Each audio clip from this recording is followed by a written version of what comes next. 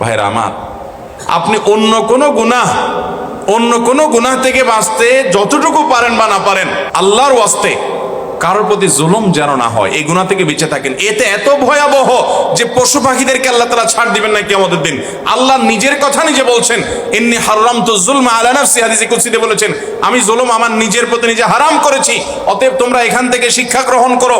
কত নিকৃষ্ট কাজ এবং ভয়ঙ্কর অপরাধ কারোর প্রতি জুলুম করা, যে আল্লাহ বলেছেন আমি নিজের প্রতি নিজে হারাম করেছি। আল্লাহর কিসে হালাল হারাম? তিনি তো হালাল হারামের বিধানদাতা, তিনি বলেছেন নিজের প্রতি নিজের জুলুমকে হারাম করেছেন, অতএব তোমরা একে অন্যের প্রতি জুলুম করো না। ভাইরা আমার, আমাদের তরুণ বয়সে, মধ্য বয়সে রিকশাওয়ালা, পথচারী, গরিব, অভাবী, প্রতিবেশী, পাশে ফ্ল্যাটওয়ালা, আরেক জমিওয়ালা, কত মানুষকে কতভাবে আমরা কষ্ট দিচ্ছি। দায়িত্বশীল হওয়ার চেষ্টা করবো তো ইনশাআল্লাহ।